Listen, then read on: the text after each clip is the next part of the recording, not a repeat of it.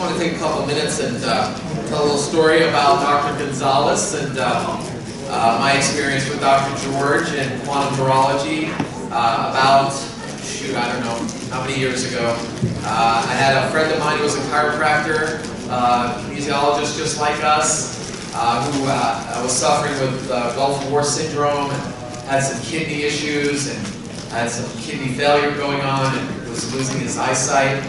Came by my office among some other offices in our community that did this kind of work and wanted to see if there was anything we could do to help.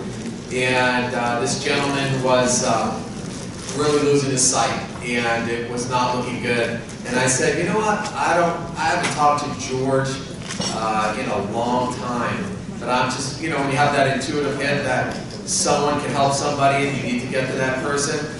And I had not taken any of George's quantum neurology seminars. I had known back in his days in the beginning and all the work that he's put out that so many have taken and built on and done their own thing with or called their own or whatever it is. I always knew he was out there fighting a good fight and being one of those Dr. Georges. This organization comes from a Dr. George who's an innovator.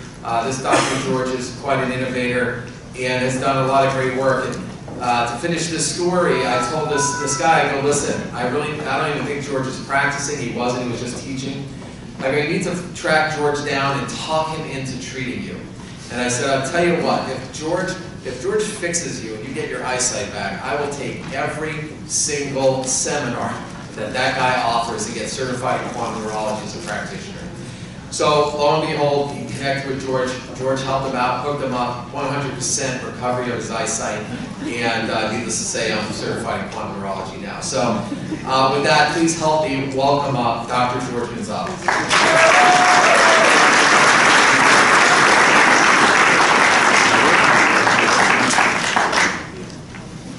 Thank you. Hello, everyone. Thank you, Dr. Howard Cohn. And Dr. Howard Cohn is a man of his word, and he not only is he's certified in quantum neurology, he's actually the Doctor of the Year this year for quantum neurology. So it's good to have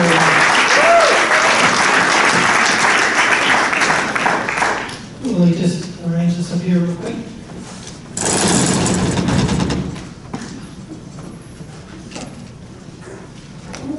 Hello, everyone. Thank you so much for having me here. It's an honor to be here. And I wanted to introduce some new ideas. And I've talked to other doctors this weekend, and we have similar concepts. And you know, what I feel is I've put a few names on some ideas that I think will be helpful to introduce the ideas that we're presenting. Welcome to the hologram, everyone. So, our universe is being described as a hologram by the most cutting-edge scientists and physicists in the world. And I'm asserting that we are holograms too. Our nervous systems present as holograms. The universe presents as holograms. And when we start looking at the world and the universe and our nervous systems in this way, it allows us to understand a different aspect of ourselves. And it gives us a different perspective on understanding the nervous system. So I call this the holographic nervous system model. So in this concept, hologram is a description of the communication that's occurring within the system. And this is the entire system, within the universe, within our nervous systems. The hologram concept is basically that everything is connected. Everything is connected. And within the nervous system, the communication is throughout and constant and instantaneous. So every cell, every muscle, every tissue, every organ, every bone is connected. Not only is every cell communicating with every other cell is communicating with every other muscle, it's communicating with every other tissue, every other organ, and every other bone. As every muscle is communicating with every cell, every muscle, tissue, organ, and bone. As every tissue is communicating with every cell, muscle, tissue, organ, and bone, and so on. Everything is connected with instantaneous and constant communication.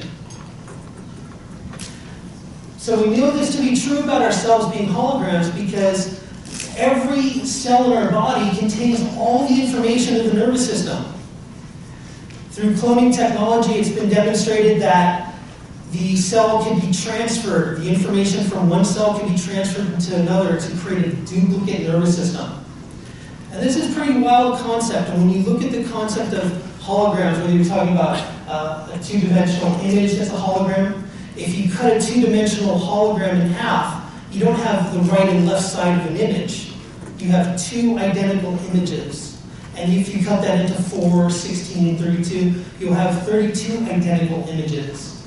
And that's the concept of the hologram, containing all the information, no matter how small we're talking about. So when we're talking about the holographic nervous system, we're considering the entire body, all of its layers, and all of its dimensions. So when I talk about all dimensions, we are three-dimensional beings. We have a length, a width, and a height. But we also, there's 10 dimensions in our universe as we understand it, at least from the latest information. And we have to understand that we exist through all these dimensions. And we have to be aware that we have to have nervous system sovereignty in all dimensions. Our nervous system does not have a firewall. It can be hacked into. There's technology out there that could read our dreams and project images of our dreams, and they could cause pain in our body, signals, extreme low frequencies, and those kind of things that could stimulate the body in ways that we really aren't understanding what it's doing to ourselves or not even aware of when it's happening. So these things are important to understand, that we need to protect our nervous system in all dimensions. So when we talk about all these dimensions, we're very familiar with the physical dimension. We're familiar with the meridians. Some people are more familiar with chakras and auras and energetic fields. Okay, our body is made of light. Our body is made of light. And Fritz Albert Popp, a scientist in Europe, demonstrated this. He demonstrated that every cell projects intelligent light. The intelligent light it communicates from cell to cell. So before this understanding, we didn't understand why the nervous system could be so fast. The information traveling throughout our body is faster than the nerve signal fires. So how is this communication happening? Somebody who can play the piano, or somebody who could do things very quickly, martial artists with superhuman speed, and those kind of concepts. It was really not understood until we see the light field of the cell. And that allows communication throughout the nervous system at the speed of light, which is very powerful. Now, with this concept, when we're talking about cell-to-cell communication, we're talking about that light that comes off of each cell and it tickles the neighbor and it communicates one cell to the other. But when we talk about the light that comes off of the trillions and trillions of cells in the body, when we talk about that light in sum total, we call it the light body. And the light body is this non-physical projection of you. It's a non-physical projection of you. And this is what I truly feel you are. I feel that, this one there? I truly feel that this is the aspect of who we are. It's our non-physical being. So to understand this, we want to describe the three environments in which our nervous system communicates in. We have the internal physical environment. This is what we're really familiar with. This is everything we know about the physical body, the muscles, tissue, organ, bone, blood communication, hormones, everything of that nature. And when we're talking about the external physical, that's the area we share together. We share together this external physical environment. In this external physical environment, this is where we communicate with one another through our five senses. Our five senses are seeing, hearing, smelling, taste, and touch. Touch is further broken down throughout the body through pain, temperature, vibration, light touch, deep touch, pressure, proprioception, and form recognition. So these are all the external physical shared environment communications that we have. Now what I'm talking about today is the holographic, the non-physical communication system of the body through the light field, or through the light body. It's who we truly are. And it's my opinion that this is where our mind is harnessed, our thoughts, our emotions, our capacity for connection with one another, our spiritual connection. These are all harnessed within this non-physical self that we have, this light body. And I feel that it's encased in the light body because it's something that's non-physical. We can't take a piece of our brain out and hand that to somebody else and say, oh, this is where my memory of high school is. Or you can't take pain out of your body and hand that to somebody else. Pain is a signal. Okay? So when we start talking about the physical aspects of who we are versus the non-physical aspects of who we are. You know, if I talk about myself as being a loving person, family man, I love my family, and you know, I enjoy doing things. All those aspects of myself, they're non-physical, aren't they? So we can't take those away from me, but somehow they're pegged to my nervous system. They follow me everywhere I go. So these are the things that when people get injured, that holographic field of information, that light body may get damaged, the projection may get damaged. So I feel that the light needs to project and extend throughout all the cells of the body, past the skin, into the environment. I feel that the light that projects is the two-way communication field that brings information into the nervous system. And so if we damage the body, that light projection from that part of the body is diminished. And we're going to have less ability to communicate through that part of the body. It's going to have less dexterity, less strength, less intentional control, because it has a diminished projection through its light body. Okay, you can read more about this in my book. Holographic Healing is available on Amazon. We do have a few copies here at the booth that I'm happy to sign. But I also have a podcast called the Hologram Podcast, where I talk about these concepts, you know, more length when I have more time, different ideas. I have a series on the podcast called the Human Hologram, which I talk about this at length, and I think people would be interested in checking that out. So what's quantum neurology used for? And a few of our success stories. Here I am with Dr. David Pascal. He's my first student in quantum neurology, and we're with some of his athletes. Over 20% of medal-winning athletes in track and field in the United States from the last 10 world-level games. Those are the big games that come around every 2 and 4 years. Okay? Though 20% of those medals from our country were under Dr. Pascal's care. It's powerful, isn't it? Okay, so why is he able to get this much success with so many athletes? It's because he's using these principles that we're talking about. He's using the principles of the nervous system, the holographic nervous system, and how to create what we call as neurological recognition, so we could integrate the nervous systems to have the body perform at its best.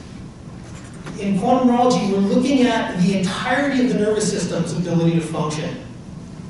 So as wonderful it is to be able to isolate certain parts of the body, joints, muscles, and so on, what we do in quantum neurology is we're challenging the entirety of the nervous system to be able to handle a specific stress.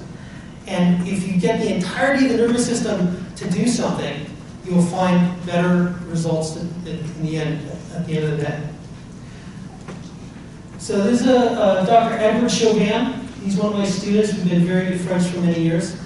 He had a severe brain aneurysm, a grade 5 brain aneurysm. And there's an amazing story. You can see his CT scan there with the white glob there. That's a grade 5 aneurysm.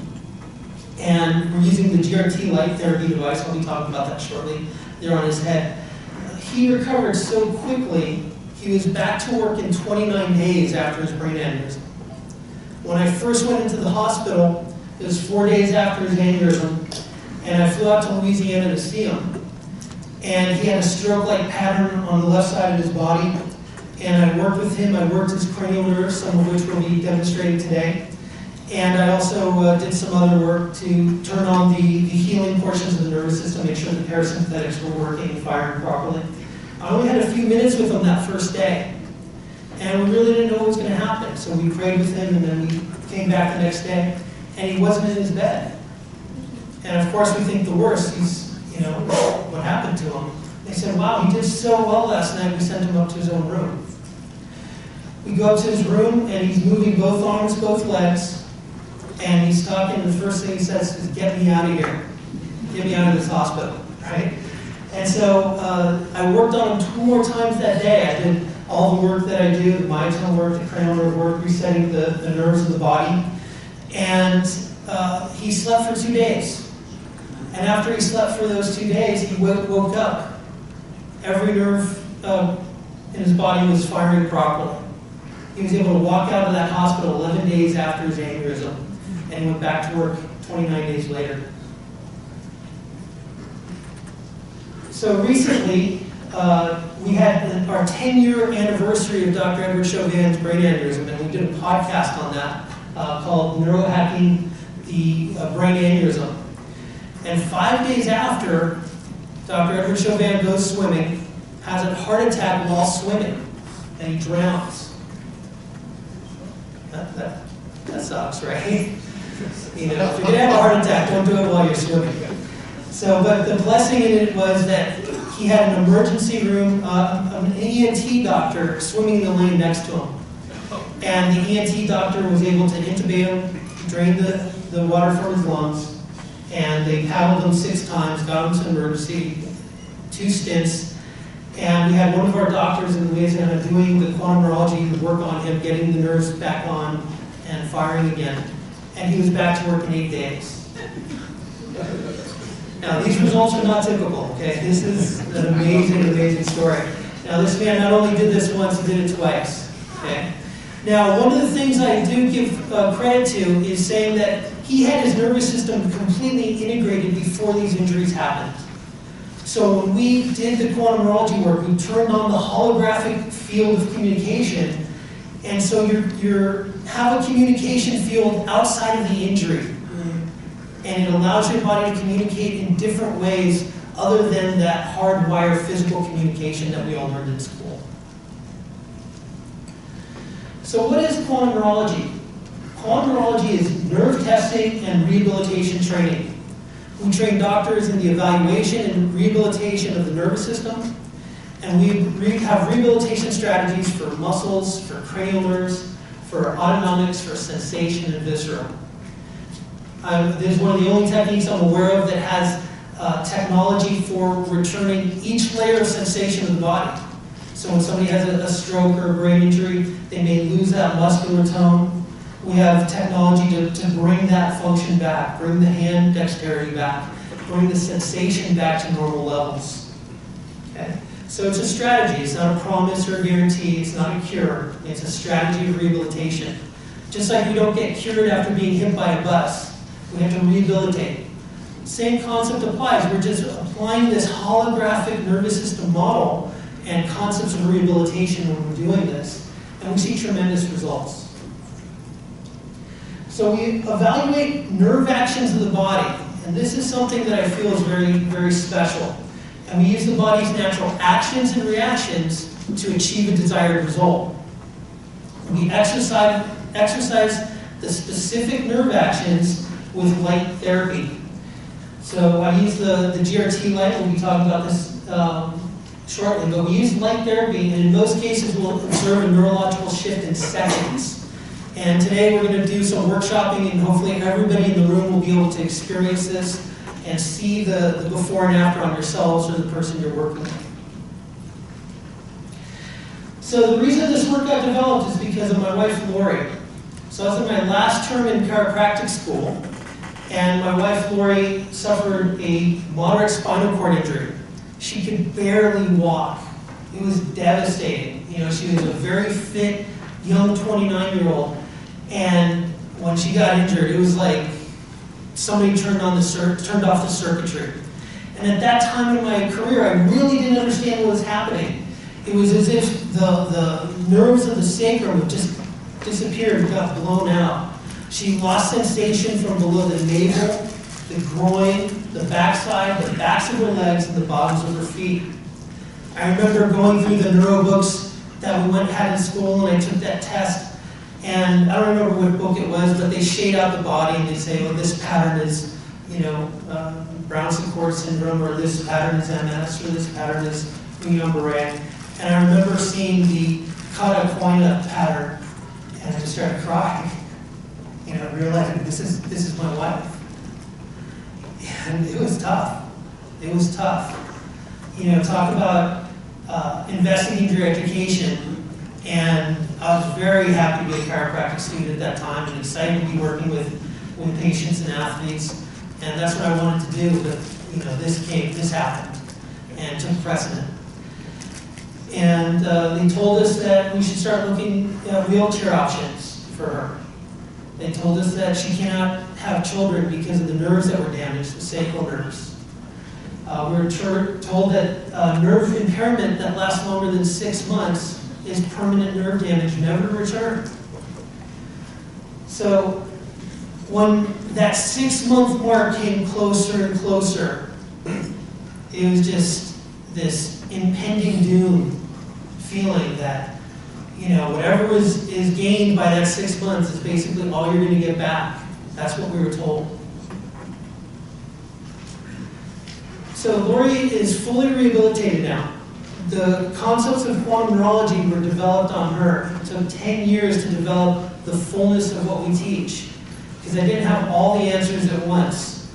First we started learning how to restore muscle function, and then cranial nerve function and sensation, and it took time. And then understanding how the nervous system waxes and wanes in its rehabilitation. And it was a process. And I'm happy to say that we've vetted this process over several years now. We've been teaching this quantum neurology rehabilitation to doctors since 2002 is when we started. And we teach doctors all over the world, just like yourselves, on how to find neurological inhibition in the body and how to achieve very quick neurological shift. So we certify and train doctors how to physically treat patients. We only train doctors that are licensed to diagnose and physically treat patients. We've been doing this for 10 years, and we have DVD, online, and live events. And you can come by our booth and get an evaluation. We'd love to share what we're doing, check you out. And something that's really important that I developed is I call it a nerve score. Something that I'll be talking about in a little bit is the research we've been doing recently.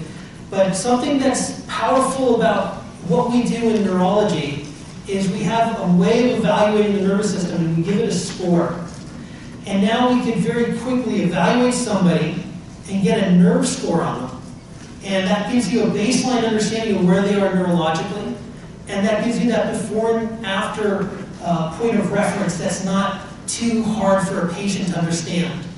If the patient comes in and they have a certain nerve score, and then they come in the next visit or next few sessions and their nerve scores improve, they can grasp that. But if you start saying, yeah, your L5 is off and this is off, and S1 is off, they may not get that as well. So I'm honored to be here. I'm honored to be an ICAK member. And I truly feel that this community is the best practicing doctor healer community in the world. And I'm truly honored to be here. And there's so many people I need to thank for being here. I need to thank Dr. Howard Cohn, who introduced me, Dr. Tom Roselle, Dr. Scott Walker. Thank you so much for all the contributions you've had to quantum neurology. And I know I'm missing other doctors out there, but I truly thank this community for bringing me up when I was a student and I didn't have the knowledge. And I learned from wonderful doctors in this room that helped me be able to develop quantum neurology. And I'd like to dedicate this presentation to Dr. George Goodhart, because we're all standing on his shoulders and the work that he's developed and shared with us. So before we get into the actual demonstration of the work, I want to just review a few concepts. And quantum neurology is neurology made easy. I looked at the complexity of the nervous system and I whittled it down into the simple actions and reactions of the body. Because ultimately, I wanted it to be simple. My nickname has always been Speedy Gonzalez. I want things to be fast. And I like making corrections more than I like thinking about making corrections. So I don't want to have to sit and think and figure all these things out. I want to see something and correct it right away. So we want to talk about the sympathetic and parasympathetic. So the sympathetic are the fight, flight, and survival actions of the body. The sympathetic or parasympathetic are the rest, digest, and heal actions of the body. And the mnemonic we learned in school for parasympathetic is cranial sacral. And in the cranial, we're focusing primarily on cranial nerve 10 and cranial nerve 3. So cranial nerve 10, the vagus nerve, cranial nerve 3 for accommodation, the ability to focus and target on things. And then in the sacral areas, we have the S1, 2, 3, and 4. So cranial nerves create our reality experience. Our reality experience is generated by our 5 senses. So this is all the information that comes into our nervous system, and our nervous system, whether intellectually understanding or not, is pulling this information in, and that's what our understanding of what our environment is about. So when we look at, it's really obvious to most of us when we start thinking about, well, if somebody loses their vision, and I'm sure, maybe when you were younger, you've closed your eyes and tried walking around for a while and see how long you can do that. And, we could cover our ears and try to, get a discernment of what it's like not to be able to hear something or someone. But the nice thing is we're able to open our eyes and we're able to open our ears. Okay? One of my mentors, Helen Keller, did not have hearing, she did not have vision. But she developed new ways of communication. She was able to contact the lips, the nose, and the ear, and listen to somebody talk in real time and be able to speak with them without having to train them in sign language or other methods of communication. Now that's powerful. I consider her to be a nervous system communication pioneer, when she was doing those things and educating people on communication. Very powerful. So we use our 5 senses: seeing, hearing, smelling, taste, and touch. Touch is further broken down into pain, temperature, vibration, light touch, deep touch, pressure, proprioception, and form recognition. Each layer can be individually restored. Each layer, individually restored. It's very powerful. And this can be done on one part of the body, it can be done on the whole body. So the cranial nerves, just in simplicity, cranial nerve 1, we have a sense of smell. Cranial nerve 2 is vision and visual processing. Cranial nerve 3, which we'll be talking about today, is accommodation, the ability to focus. We have cranial nerve 3, 4, and 6 for eye movements. We have cranial nerve 5 for sensations in the face and head, and also for muscles and mastication. We have cranial nerve 7 for facial movements, facial expression. We have cranial nerve 8 for hearing and balance. Cranial nerve 9 and 10 for speaking and swallowing. Cranial nerve 11 for head rotation and shoulder shrug. And cranial nerve 12 for tongue movements. Now, this is the puzzle of the nervous system. Every nerve works together with the other. We separate the nerves by, the actions by the cranial nerves, but in reality, we can't separate the cranial nerves. I use the tongue, for example. Our tongue has 5 different nerves innervating it. We have the sensation of the tongue. The anterior 2/3 is cranial nerve 5, posterior 1/3 is cranial nerve 10. Taste, anterior 2/3 is 7, posterior 1/3 is 9. And then the movement of the tongue is cranial nerve 12.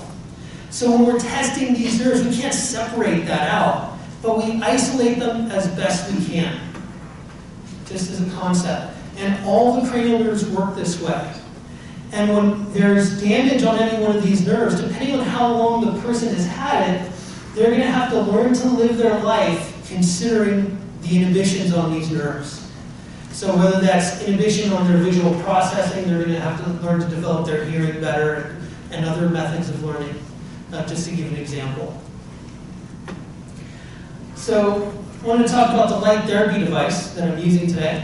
This is a device I developed specifically for the work that I teach. This is a GRT light, and it's FDA registered. It's LED lights. I don't want to shine into the crowd, but it has four LEDs, it has red and infrared light, and it's handheld and runs on 2 AA batteries. Designed specifically for this work. And it's not the only thing you can do this concept. This concept is possible with other products, but I do recommend that they be under 100 milliwatts of total power, and I prefer pulsed red and or infrared light. So when we do cranial nerve inhibition testing, I call this inhibition testing. Everybody familiar with Dr. Heidi Havoc in New Zealand? Wonderful work she's putting out. She actually put forth a research study that demonstrated the principles that we're talking about, her dual inhibition study, where they tested the function of one nerve and they measured its function. They tested the function of a second nerve and also measured that function. But when they tested both nerves simultaneously, they found inhibition on both nerves. And that's what we're finding here, is when we're testing these concepts together, we find inhibition. So first we're going to talk about cranial nerve 3. So for testing cranial nerve 3, we test for accommodation, the ability to focus the eye near and far. And we're testing the smallest muscles in the body.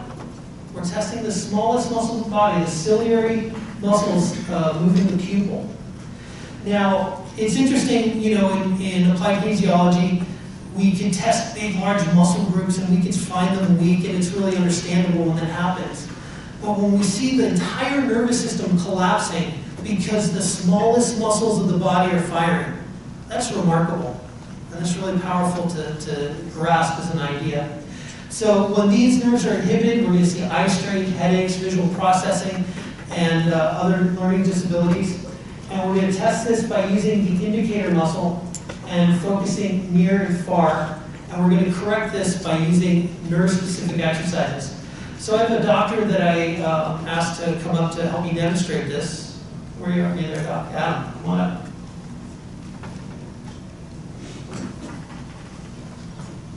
Thank you for volunteering. Excellent. So you mentioned to me you were dealing with certain issues. You had some laryngitis type stuff, and what other things were you? Officially, it's dystonia from the, my voice gets very raspy and weak, and it's been happening for about 2 years. Okay, so let's see what we can do. So first we're going to do cranial nerve 3 and identify any weaknesses that are potentially here. Hold strong, please. I start with an indicator muscle. I don't want to block anybody else, so let's pivot just a little bit there. Perfect. Everybody can see okay? Let's have focus on a target near, and I test. And the key is to test simultaneously. It has inhibition here. It is a real test. So you find a target in the distance, and we test. And he's holding strong in the distance. When he comes back to near, his nervous system shuts off. What we just did are 3 different tests. We're testing his muscles' initial focus on a near target. Then we're testing his vision ability from the near target to a far target. And the third test is from the far back to the near. Okay? So now what I'm going to do is I'm going to use a light therapy on the brain stem, or a GV16. And then I'm going to have him exercise the nerve-specific action. You're going to look near, look far, and near, and go back and forth. And what you'll notice is when somebody has this weakness, at first it's sluggish. You know, they'll look at the finger, and then they'll mosey their vision over to the distance, and then they'll mosey on back. But the more they do it with the light therapy, you're going to see this start targeting and zinging back and forth. Their ability to move and function speeds up tremendously. Okay? And this, I treated him actually longer than I normally would, but because I was talking, pull strong, look near, and he's holding very strong. Now, look to the distance, and back near. Excellent. And he's holding his focus on that. So this demonstrates how quickly this can happen. So just in doing this alone, you're going to see people with eye strain, their eyes are just going to relax. People have difficulty focusing, whether it's reading or different other exercises. We do more advanced exercises for dyslexia or reading difficulties or visual processing concepts. And again, we're exercising the specific nerve actions to be able to achieve these results. Okay? Bring my clicker here. So next we want to talk about cranial nerve 10. Cranial nerve 10 is the primary parasympathetic nerve in the body, and it's the most important healing nerve in the body, in my opinion. And one of the things I do if I'm in an emergency situation, this is the first thing I do, no matter what. I check cranial nerve 10, make sure that's firing, because I want their parasympathetics to start the healing actions of their body. So we're going to test this by stressing the cranial nerve 10 actions, and then we're going to correct this by exercising the specific nerve actions with the light therapy. So on the cranial nerve 10, we have a few actions we're going to have here. We're going to have you say, ah, ah, ah, ah, ah, ah, and he shuts down. So he's able to sustain the note, but as soon as we have him how to pulse it if he broke down. Okay. Now let's have you tickle the roof of your mouth with your tongue and hold strong, and just nothing there, completely good. And let's have you smile real big. Let's show your teeth without losing your smile. Let's have you swallow, and it completely shuts down. Now the important thing to see here is if I don't make a correction, if I don't use the light therapy, this is just going to stay there. And when we do this all together, you'll be able to experience this. And I come back and I say, have you say, and it's still weak. We have not made a correction yet, so it's still going to be there. Let's have you smile a little bit, or tickle the palate first, tickle the palate. And there it is. And smile a little bit, and then swallow. It's still inhibited, okay?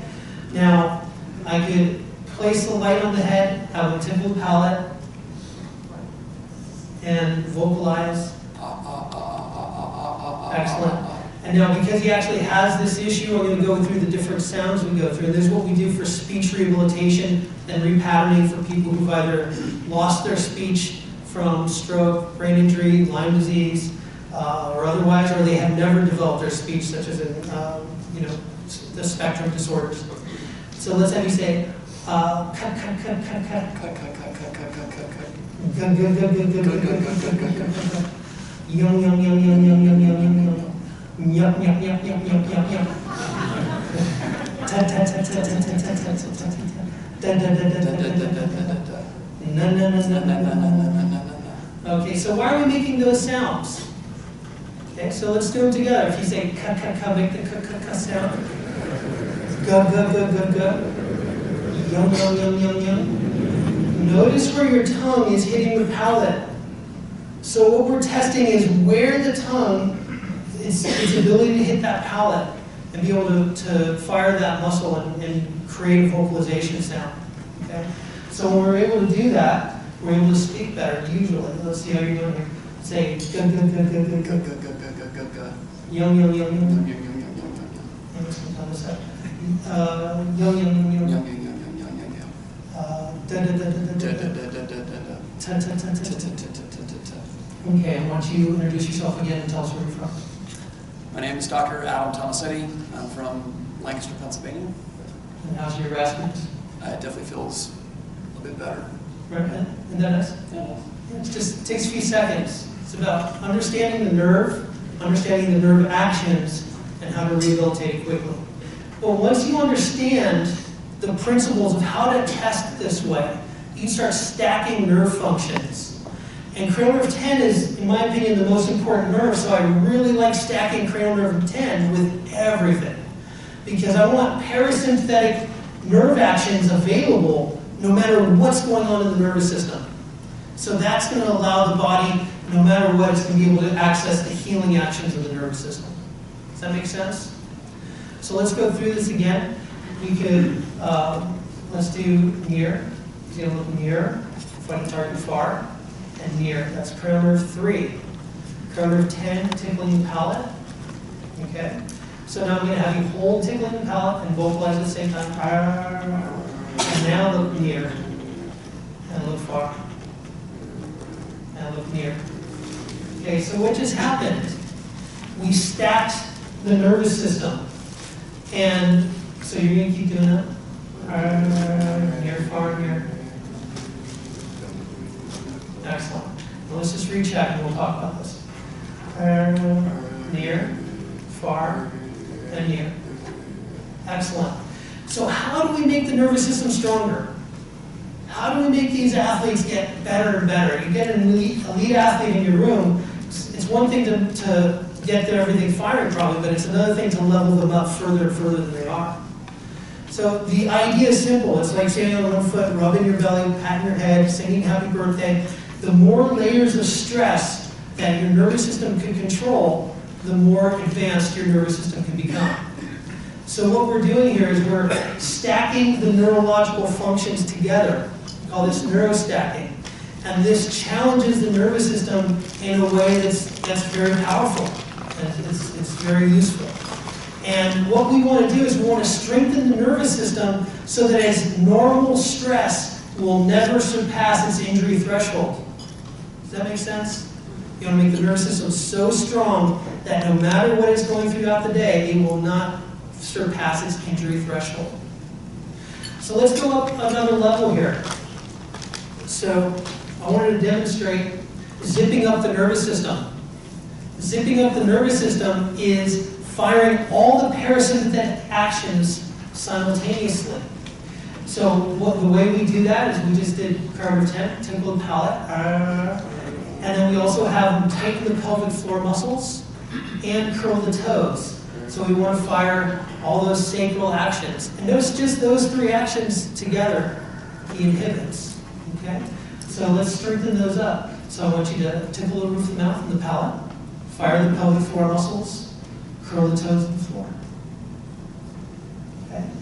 So remember, it's important to put these concepts together and then correct them, and then you put them together and stack them. We call it like peanut butter and jelly sandwich. So first we want to strengthen the bread, and then the peanut butter, and then the jelly, and then we put it all together. Is there a question out there? Would you ever stimulate the sacral nerve roots as well? We're doing that through the pelvic floor actions and the toes. Light therapy on that? Well, for now we're focusing on the brainstem, but you can sweep the light throughout the whole body. Okay? So now let's put all these together. So we have cranial nerve 10, tickling the palate, near and far. Excellent. And simultaneously we're going to have pelvic floor, toes, and looking near and far. Excellent. And so we were able to stack his nervous system, where originally he wasn't able to do one of these actions, but now he's able to stack all of these actions together. Isn't that powerful? Okay. Let's give him a hand. Thank you.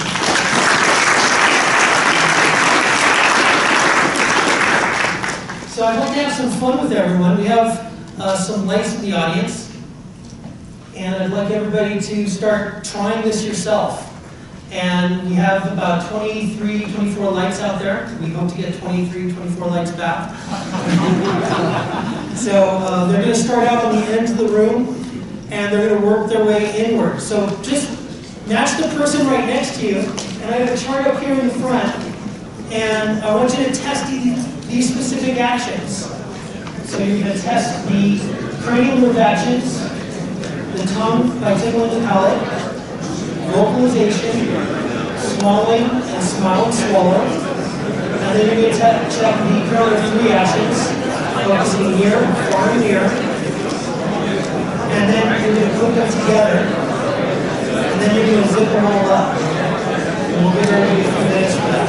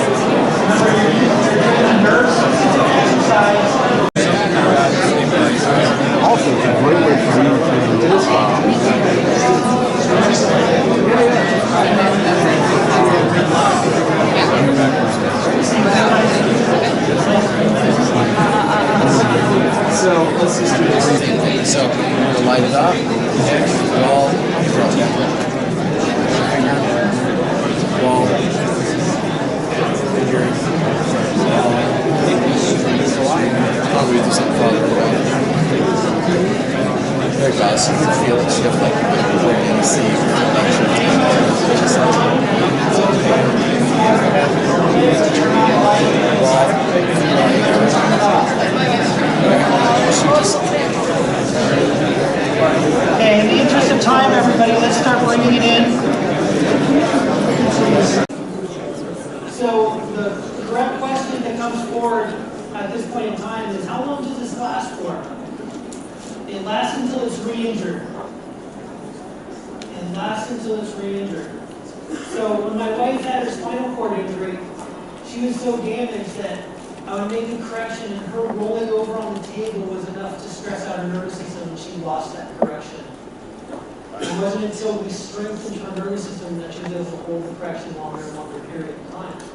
So every person's different, but for the most part, this should be a correction. We're not going around banging our head every single day, all the time, hopefully. Now, if somebody does bang their head, this is something we want to check right away, because it's possible these nerves can be injured. Now, for those people that were able to do this with one another, how many people have these weaknesses? How many demonstrated these weaknesses? Please raise your hand high for everyone to see. Look around, everyone. Look around. It's very common. And now there's all these other cranial nerves that we're checking as well, right? So these are just 2 nerves that we checked, and more than 50% of the room had these weaknesses. And did everybody at least experience, whether it was yourself or a partner, experience the testing and inhibition and the correction? It's powerful, isn't it? What I love about it is the speed at which we're able to help somebody with this. We saw Dr. Adam up here with his hoarseness and voice, and we saw how fast that shifts. Isn't that amazing? It's powerful. Because once you get the nerves to fire properly, you remove that inhibition on the nerves, then they're able to function freely. I talk about it like the emergency brake on the car. Okay? Maybe I'm the only one, but sometimes I drive with the emergency brake on, right? And the car drives normally. I can go forward, I can go backward, I can turn left or right. Something's not right. And then, the emergency brake. You take that emergency brake off, and then, all this freedom of movement is restored. The same thing is happening here. Now, what's the difference between just testing the nerve and then once we start using the light therapy and making the correction? What we're doing is we create in quantum neurology what we call a neurological recognition. We're creating neurological recognition. We're making the nervous system aware of its neurological fault. So, again, maybe I'm the only one. Have you ever walked around with your zipper down? Just me, right? Just me. So you're walking around with your zipper down, and then you meet the most beautiful people you've ever met in your life, and then you find yourself later on that, oh my goodness, my zipper's down. How long was it down for? How many people did I talk to? Those kind of things. But what's happening is there's no recognition that that zipper's down until somebody makes you aware of it. And what we're doing in quantum neurology is we're making the nervous system aware. We're making the nervous system recognize its injury. And once the nervous system recognizes, it has the ability to correct itself very quickly. So what just happened? We tested specific nerve actions in real time. We're testing specific nerve actions in real time. The indicator muscle demonstrates the nervous system's ability to layer stress. Now, something I learned from Dr. Scott Walker is the concept of nervous system congruence. And when we have that strong indicator, the nervous system is congruent. It's dandy with what's going on in the nervous system. And then when we start adding layers of stress to the nervous system, there becomes a point where the nervous system collapses under those layers of stress. Now, sometimes that layer of stress is very small, like we saw with Adam, the very first test, paragraph 3. Look at a target, look far, and he shut down. Sometimes with working with elite athletes, you'll see these layers of stress be very high. I've worked with some athletes that have just phenomenal nervous system ability. And we see this neurological collapse happens with the weakened indicator. That weakened indicator is demonstrating that the entire nervous system is collapsing under that stress that's being applied. And when we have nervous system congruence, we have that strong indicator muscle. And we demonstrated that when exercising, the specific nerve actions with light therapy, we're able to demonstrate an observable neurological shift. Pretty instant. That's powerful. So how many people demonstrated neurological inhibition one more time? Raise your hands high. Very nice. Look around. It's a large part of the room. Okay? And how many people were able to strengthen those findings? And better yet, how many people did not strengthen that correction? Anybody? Okay, a couple people, maybe 3 or 4. So those people, please come to the booth and you have a more advanced correction necessary. Okay? But notice that basic correction that we did handled most of the room very quickly. And how many people that were tested did not have these weaknesses at all? Can you see that? Okay. A few. Congratulations. That's a good thing. We all need to have something. Come to the booth. I'll find something for you. Trust me, you'll have a different nerve disease. Okay. So we saw the doctors demonstrating these shifts. It's very exciting.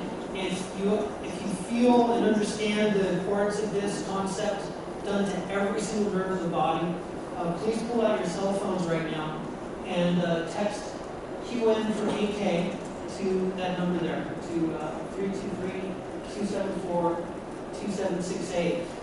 If you text your number to that, what we taught you today was the first of the top 3 neurological corrections for foundation neurological health. So the first one I taught was crown nerve 10 corrections, very powerful.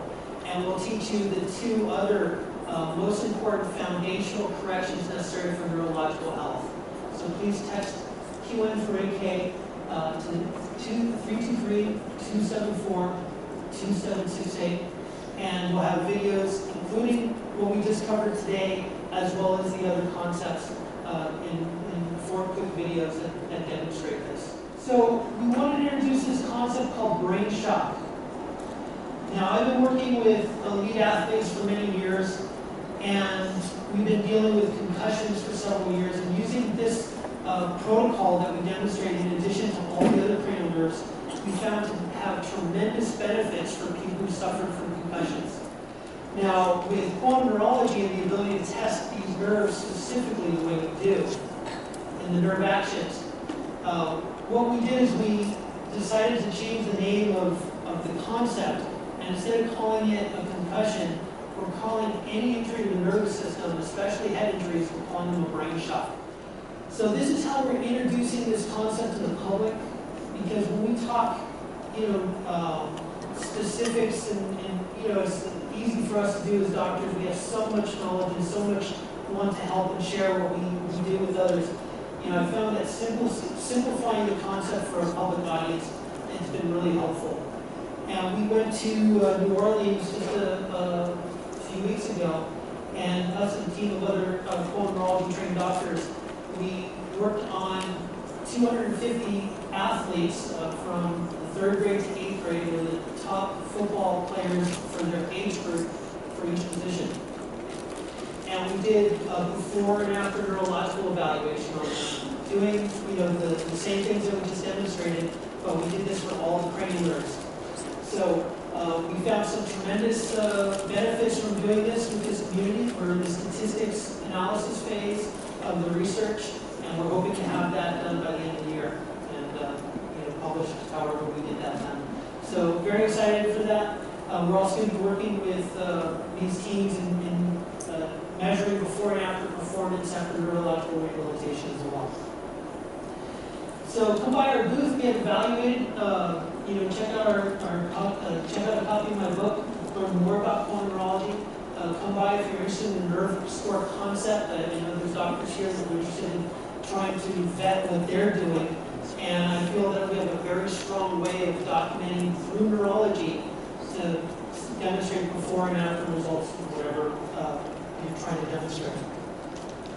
And so check out quantumneurology, brainshock.com. If you want to check that thread out, I am on brainshock.com or on Facebook. And please check out my hologram podcast and watch some of our concepts on the human hologram. And thank you so much, everyone, for having me here today. It's truly an honor.